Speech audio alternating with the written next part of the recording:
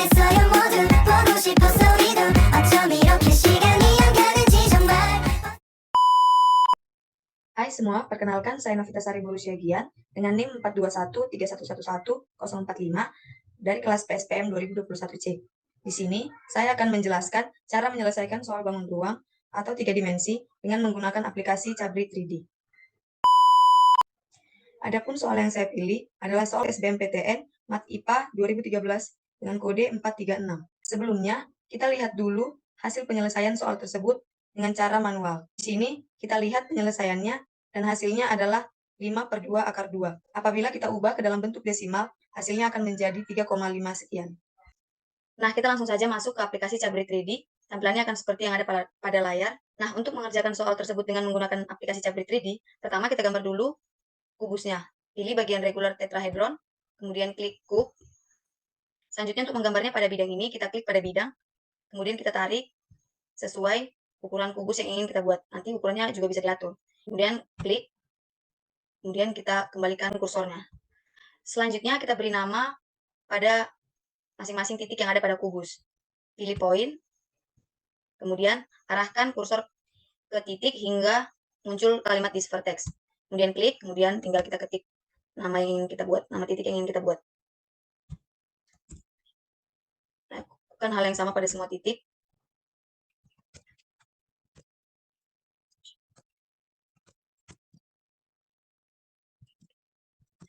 Nah, di sini kita menamai kubusnya sebagai kubus ABCDEFGH. Kemudian agar semua nama titiknya kelihatan, kita dapat membuat kubus ini menjadi transparan warnanya. Klik kanan pada kubus, kemudian pilih surface style, kemudian pilih empty.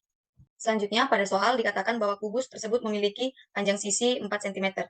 Kita ubah ukuran kubusnya menjadi 4 cm dengan cara pilih bagian CM, kemudian klik length, kemudian length of this edge. Karena di sini kubusnya sudah 4 cm, kita tidak perlu menguranginya atau menambahi ukurannya. Kalau misalnya kita butuh lebih, kita tinggal menaikkan. Kalau butuh kurang, kita tinggal menurunkan. Selanjutnya dikatakan bahwa terdapat titik P pada garis BC, sehingga panjang P ke B itu 1 cm. Nah, kita buat terlebih dahulu sebarang titik pada BC, kemudian kita pilih bagian segmen, kita arahin hingga muncul segmen defined by vertex B, kita klik, dan kita tarik hingga end this point. Tadi poinnya belum kita namain, kita bisa menamainya. Di sini saya menamainya dengan P sesuai soal tadi.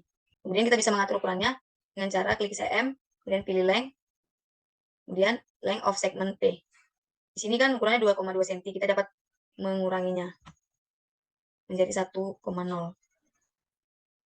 Dikatakan pula bahwa terdapat titik Q di garis GH hingga panjang HQ 1 cm. Kita lakukan hal yang sama seperti tadi. Kita buat terlebih dahulu barang titik pada garis GH. Kemudian kita beri nama Q.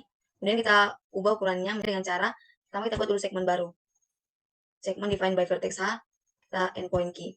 Kemudian kita ubah ukurannya di length of the segment, terus kita kurangi ukurannya 1,0. Dikatakan lagi bahwa R merupakan titik tengah antara garis AE.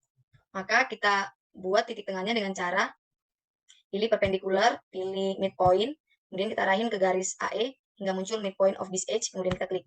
Maka akan muncul titik tengahnya, kemudian kita dapat memberi namanya sesuai soal, titik tengahnya diberi nama R. Nah, yang ditanya adalah jarak antara titik R ke garis PQ. Kita gambar dulu segmen baru antara titik P ke titik Q. Dengan cara klik segmen, kemudian segmen defined by this point, kemudian kita tarik ke endpoint Q. Langkah yang terakhir yaitu kita tinggal mencari jarak dari titik R ke garis PQ. Sebelumnya untuk mencari jaraknya kita buat terlebih dahulu titik tengah antara garis PQ. Pilih midpoint, kemudian kita arahin pada garis PQ. Lalu jangan lupa memberi namanya, di sini saya namain S. Selanjutnya yang terakhir untuk mencari jarak antara titik R ke titik S atau ke garis PQ, kita tinggal memilih cm, klik distance, kemudian arahin hingga ke distance between point R, kita klik, kemudian kita tarik hingga endpoint S. Maka jaraknya akan muncul yaitu 3,5 cm. Dan hasilnya sama saja seperti dengan melalui perhitungan manual tadi. Nah, sekian yang dapat saya jelaskan. Akhir kata saya ucapkan terima kasih.